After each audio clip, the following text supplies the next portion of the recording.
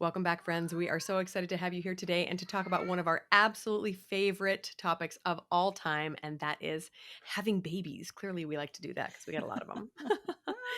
So, we both feel really passionately about birth, and we believe that it is a beautiful way, or it can be a beautiful way to welcome your baby into the world. But if you are intentional about it, and we'll explain what we mean by that. Okay, but first of all, we wanted to mention a couple things to you guys, kind of technical behind the scenes here. Recently, we have updated our, what's it called, the Bonnie Avatar? Logo. Yeah. Recently updated our logo. And so it's not the circle of feet anymore. It's a circle, an orange circle with a plus in it. And another thing that we did recently was we switched hosts, which doesn't really affect you unless you were listening on the website that we used to be hosted by. So now, if you want to go and listen on the website, we are at creator.zencaster.com/at outnumbered. And if you know anybody who was listening on one of those old channels and thinks our podcast has just like disappeared or something, we're still here. We just need maybe you guys to spread the word and let people know somehow if they have lost us or can't find us that we're still here. We just happen to have a new look and a new back behind the scenes. We have a new place. But if you were listening on Apple Podcast, you're obviously we're still in your earbuds and you're good to go. That's right. That's right. The behind the scenes every now and again needs to be tweaked. So hopefully we didn't lose too many of you. Okay, so back to birth, you guys. It's so much fun and exciting to plan to welcome a baby into your life, but there is a lot to think about. And if you've done this before, you know where we're coming from. I will say that I think, in my experience, most women believe that they just show up at the hospital if that's where they're planning on giving birth. And barring any major disasters, the baby just comes out, which is lovely when it happens like that, but it just doesn't happen like that very often anymore. There are so many moving parts with labor and birth and our current maternal healthcare system that we just want you to be prepared when going into a birth for what you need to watch out for.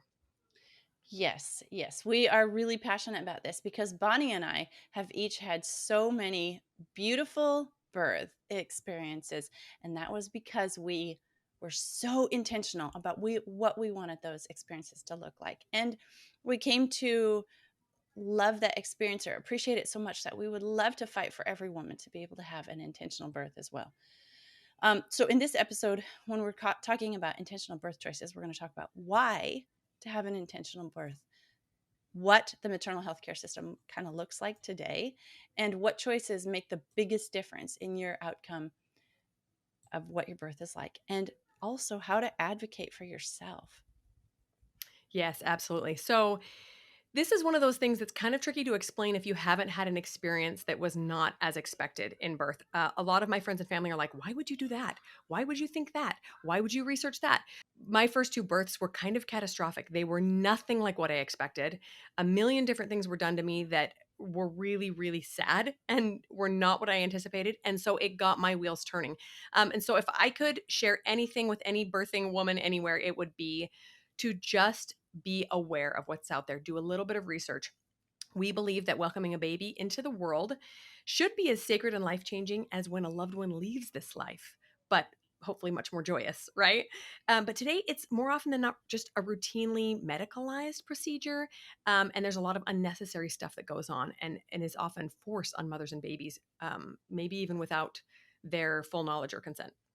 Yes, yes, that is so true. We have an episode about agency, and that one comes into place so strongly in what we're going to be talking about today because you cannot give up. If you want to have an intentional birth, you cannot give up your agency. You have to stay engaged, and you can't just, um, how do I say, it? You can't just throw all the responsibility and all the authority on the medical provider. You have to retain some of that yourself to have an intentional birth.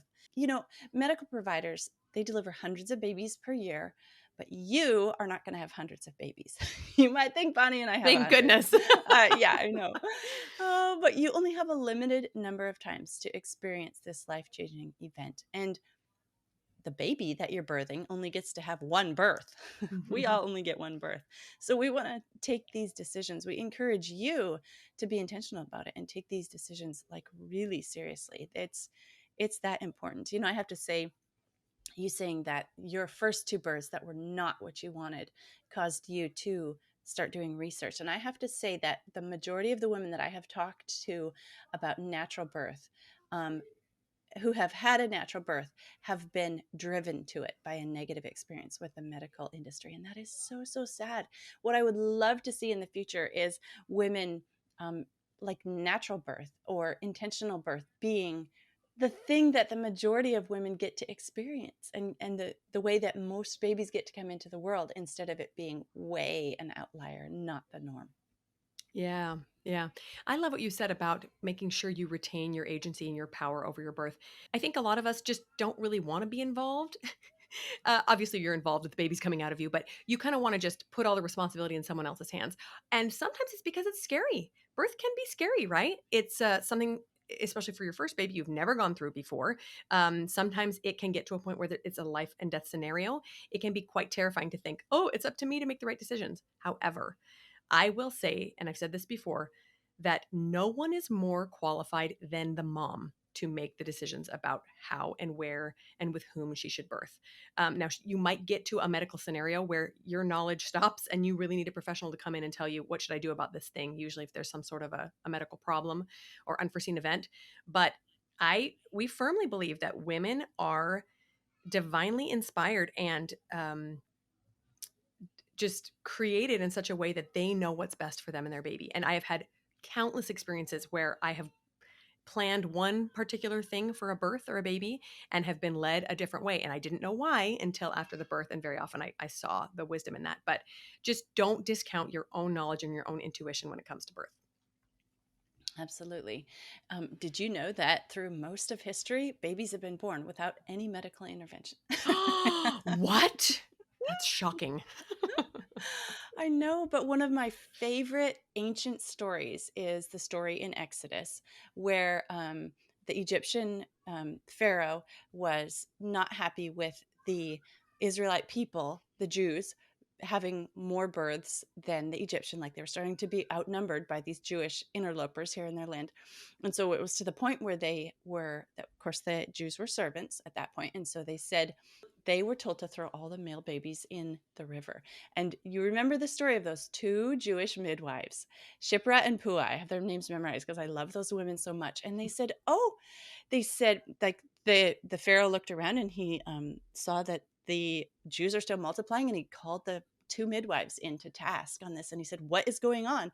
And they said, "Oh."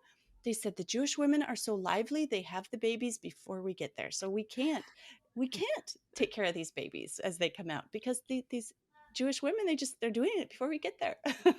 They don't even need us. Sorry. Oh, I know, and I love that story because behind the scenes is that women have been doing this for years and years and years, and women helping women at birth is like the most powerful influence you can have at your birth. We're going to talk more about advocates later, but it is so important to remember that birth is a natural process of life, and most babies, I'm not going to say are born, but can be born with little to no medical intervention. Yes, our healthcare system, and let me just preface this by saying I'm not a healthcare hater. I actually really like medicine, and I was going to be a PA at one point in life. But our healthcare system, specifically maternal healthcare, has some bugs in it right now. And now we've come a long way from obstetrics practices like 100 years ago, right? Science keeps progressing, and we've made a lot of awesome progress in medicine. But we also have a long way to go, especially in the US. The research that I've read shows that countries where the midwifery type practice is the leading practice have lower maternal and infant mortality rates. So here we are in the US thinking that we're like, the cream of the crop and have all this great science and technology. And yet there are countries, quite a few of them, whose babies and mothers are dying at a smaller rate because they are not intervening in birth as often as we are. And that's shocking and really disturbing in my mind. But we keep insisting that going to the hospital with an OB is the safest way to give birth. And I would counter that it's not always. Yes, yes, that is so true. One thing my husband has said as he watched me go through pregnancy and birth is that this is why men should never be doctors, to live, obstetricians to deliver babies, because he watches me do it. And he's like, as a man, I think it's impossible for you to birth what you just birthed. Like that, like to a man, that's like that can't happen. So he said men should never be baby doctors because they they think it's impossible. He said no wonder they're intervening all the time because they don't think like physically their body couldn't do it. So they think a woman can't do it either. Or they don't, not that they don't think a woman can do it, but they don't understand. They don't have the It capability. is hard to believe. Every time I do it, I'm like, "What just happened? Did that No. just happen?" I know. And I think when the care is like by midwives as well, it's not just, oh, suddenly we're at the birth and the maternal and infant mortality rates are lower. That starts all the way back at the beginning in the care that a woman or a midwife gives to another woman. So very long history there. So, in the US especially, cesarean rates have been rising steadily for years and years and years. And many experts say this could be because of unnecessary medical interventions, not because suddenly moms can't give birth to their babies. We're not, we haven't suddenly had some change to a woman's body where no, it's so, in my opinion, my non expert opinion, it's driven by our insurance system in the US, is one thing that's driving it because in countries that don't have the money to pay for a cesarean, which is more expensive than Mhm. a vaginal birth, there are less cesareans, especially the scheduled cesareans. Oh, this day will work out better for me. That kind of thing just doesn't exist because the money isn't there to Right. afford it. And then, of course, everything else that we're saying about the care of a midwife, the care of a woman, the care of a mother choosing an intentional birth, all that um, definitely leads in other countries to less cesareans. Yeah, and we will obviously acknowledge that in an emergency scenario, a cesarean can be life-saving for both the mother and the baby, but it most certainly does not need to be happening at the 40 to 60% rate we're seeing in some states. It is alarming, very alarming how often, to the tune of sometimes half of all the babies being born are being cut out of their mothers. That doesn't make a lot of sense to me, right? So, some of these interventions that we've talked about that are not strictly necessary can be the start of a slippery slope. So, we're going to include a lot of resources in the show notes to get you started if this is something that piques your curiosity. But be aware of what some experts call a cascade of interventions. So, what that means is where a medical professional performs some sort of intervention on yours or the baby's behalf, and it leads to another one, which leads to another, which leads to another, and can often end in a catastrophic birth. So, an intervention is just any procedure or practice that intervenes in an otherwise natural birth. Right, right. A really good example of this, because it's a very common one, is to break the mother's water. Well, Mhm. after you break the water, medical professionals believe you have a certain amount of time um, that the baby is still safe in the womb before it needs to come out. And so then, if the mother is not progressing after the water's broken, they feel like they have, they're up against the clock now. And so Right. it needs to happen in a certain amount of time. And so that is like the first intervention leading to another Right. Then you get an intervention. induction, and then Mhm. the induction doesn't work, and then there's a Right. C-section, that sort of a thing. Yep. Right, Mhm. right, yeah. Some of these that are not strictly necessary, they can be, the slippery slope. It's like not only breaking the water, but like fetal monitoring, epidurals, cervical checks, laboring in bed. Oh my goodness, we should do a whole episode about how walking in labor helps you. Don't lay down. It's the worst. No, inductions, membrane sweeps, all those things. They're all just starting what a woman's body actually knows how to do best. And so the one, because you're on a clock, starts the next one and the next one and so on. And really it's not, if you look at it in the big picture, all of these interventions serve the medical provider better than they do the mom or the baby. And that's why many of them have started. Yeah, correct. And so this is going to lead us into choices. So one thing that I like to ask or tell other mothers to ask is, if this wouldn't happen normally, does it need to happen at all? Or what is the risk of waiting, right? Let's say they want to induce you and you could just say, what if we wait? What happens if we wait? And you can then be informed enough to make that choice. So hands down, the number one choice that will have the largest effect on how your birth plays out is whether or not you are informed. And that's a lot of pressure, but listening to this podcast is a great first step. Go and research as much as possible. Read some of the articles and books that we are including in the show notes. There's a couple of great podcasts we'll include links to as well. Just do your research. Yes, absolutely. While your medical provider may have more experience, will have more experience at birth than you, nobody has more experience with your body than you, Mhm. and your body knows what to do. Okay, so the second most important choice is your choice of your provider. Who is it that will be caring for you? And then this goes hand in hand with where, your location. So if you choose a midwife at home, that will almost always allow you to have the most natural intervention free birth. So then, like the next step, the second choice would be a midwife at a birth center, or perhaps a hospital has a wing that is um, the birth center wing, or maybe you can find a naturally minded provider who's in a hospital, or maybe there's an entire hospital that leans more toward natural care. Yeah, you'll want to do some research and not just ask providers, but ask mothers. Like, where did you give birth? Were you interested in a more natural birth? Was this done to you? Was this asked, right? How did you feel at the end? Did you feel like procedures were done to you without a lot of information and consent, or did you feel like you were kind of in control? I will share just a quick experience of my own. After my first baby was a cesarean, an emergency cesarean, and then I had two vaginal births, and then I found myself pregnant with twins. And any number of OBs I could have walked into and said, "Schedule me a C-section today," and they all would have said yes. Because twins, right? That's what we do. We just cut them out, especially with a history of a C-section. But I did not want another C-section. I knew there were more babies to come to us. I did not want to start, that down that road of C-section after C-section. And so I went back to the practice that had delivered my second baby, back to the hospital, because I felt a little bit more comfortable being in a hospital with twins. And I talked to one of their new providers, and she was a woman, and she had had twins herself. And when I explained the scenario, she looked at me and said, I don't trust those babies to do what they're supposed to do. I What? just said, goodbye, and walked out. I knew right from the get go that she was not the provider for me. Yeah. Now, had I not done the research I had done, I could have just been heartbroken and thought, well, I guess we're just going to do a repeat C section. But I knew better. I knew that my body had done a vaginal birth before. I knew that it could do it again. And I was going to give my babies every chance possible to come out the way God intended. And if there was an emergency, I wanted to be there, where I felt confident that, I could be taken care of if a baby got stuck or something. But point being, follow your intuition, ask around. There are lots of different options. Find someone that fits with the plan that you have for yourself.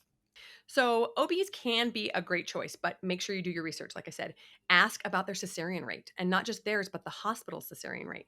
Ask if they will allow you to labor in water, if an IV is required. Ask about delayed cord clamping, if they'll let you hold your baby right away, etc. Again, ask other moms if all of this sounds like mumbo jumbo, or you weren't really paying attention the first couple of births you had. Ask other moms what they looked for. You can ask them, like I said, those who have had babies at specific birth centers or hospitals, and ask what they would do differently.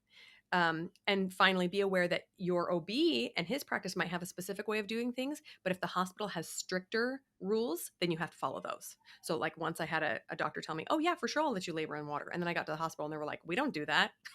And I'm thinking, what the heck? I just got, bait and switched here. So Yes. there's two sets of regulations that you have to be willing to follow. Yes. Yes. I have to share the story of a friend who I was a doula at her birth. And she did her research and she found the most natural OB in the area. And she had done all her research and she thought she had she was getting the best care possible, and perhaps she was for a hospital experience locally. But it was the first birth that I had been at a hospital. And I was on, I don't know, maybe 6 or 7 at that point, and I was absolutely shocked at the number of interventions and the number of things that happened at that birth that were considered a natural birth.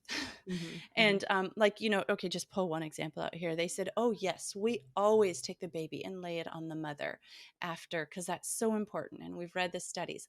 After it's born, the first thing it does is it goes on the mother's stomach.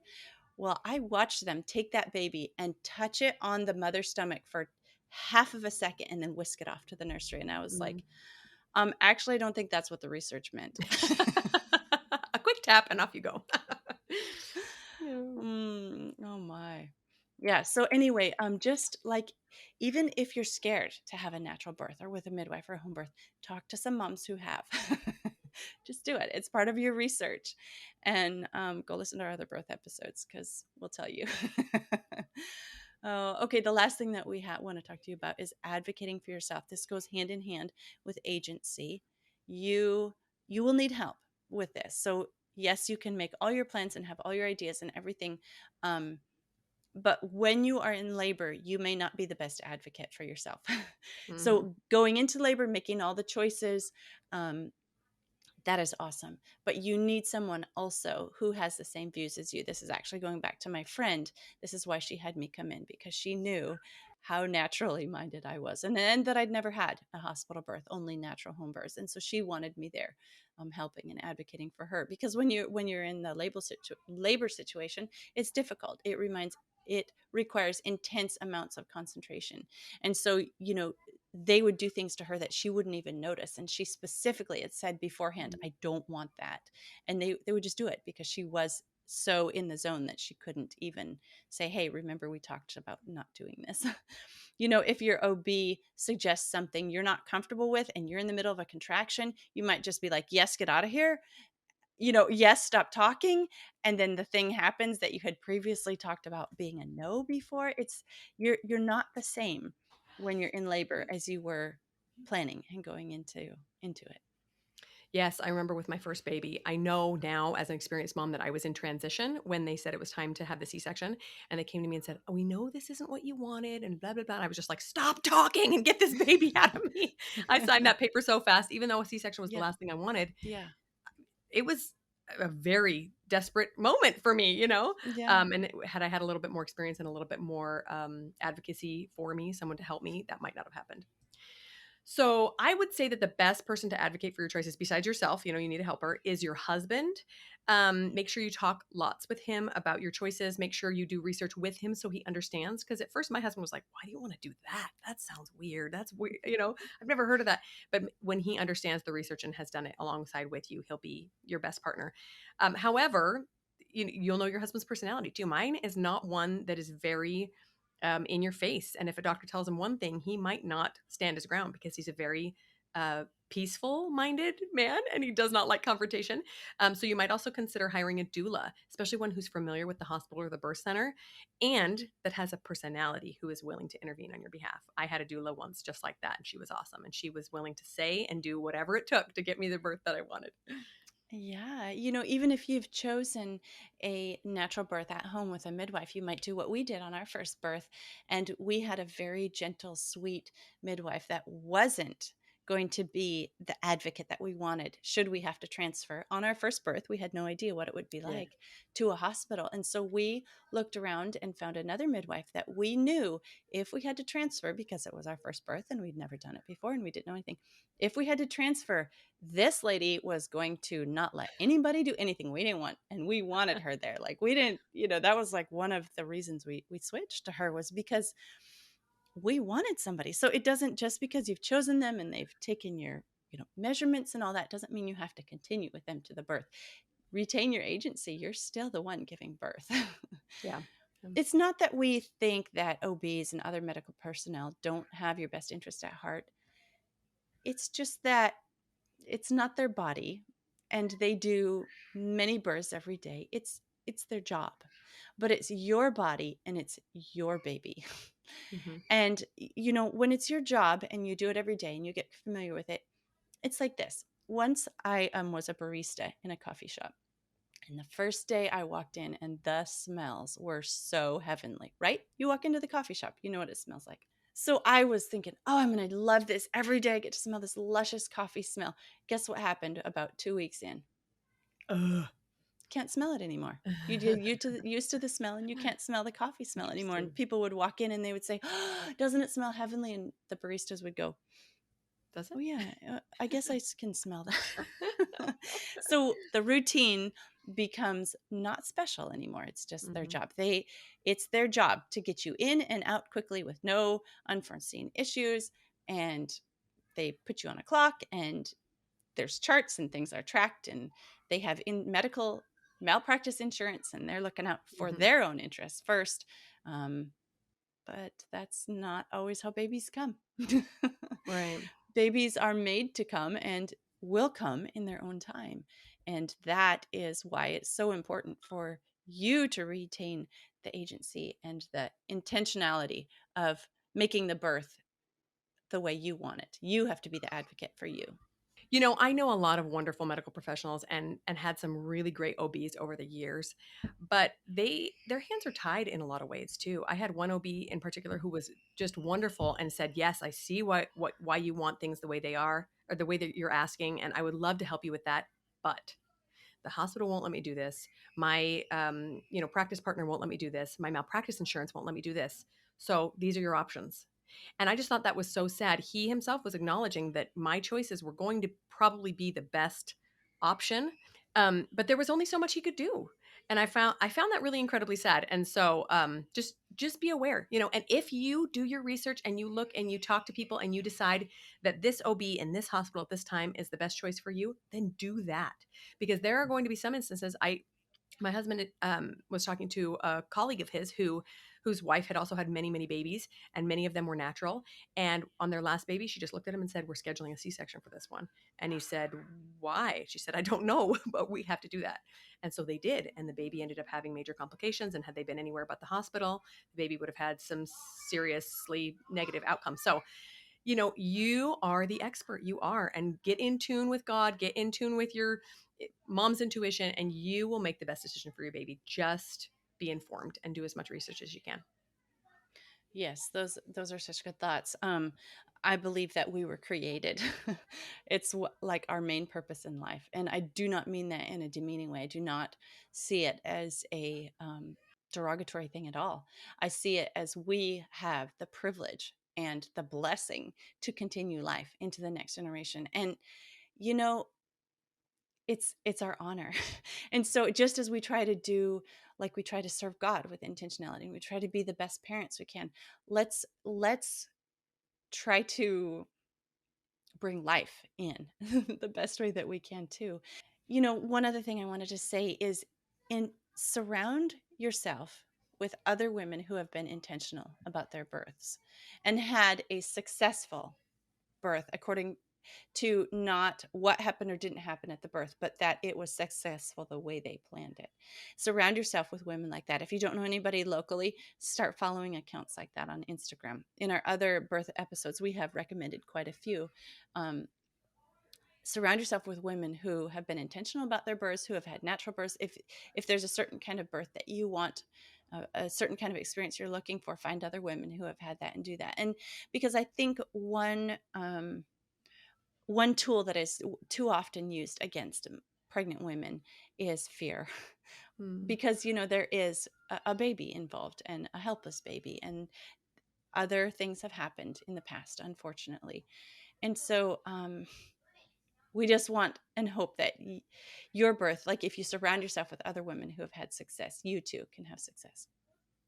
Yes, trust yourself. Don't let anybody else shame you with your decisions. I've had well-intentioned friends and family members make comments that were very hurtful, that made it seem like they thought I was putting my baby's life at risk on purpose, when I had done so much more research than they had ever done, and I knew what was going to be the best for me and my family. So have confidence in yourself. You can do this. Your baby's coming to you for a reason.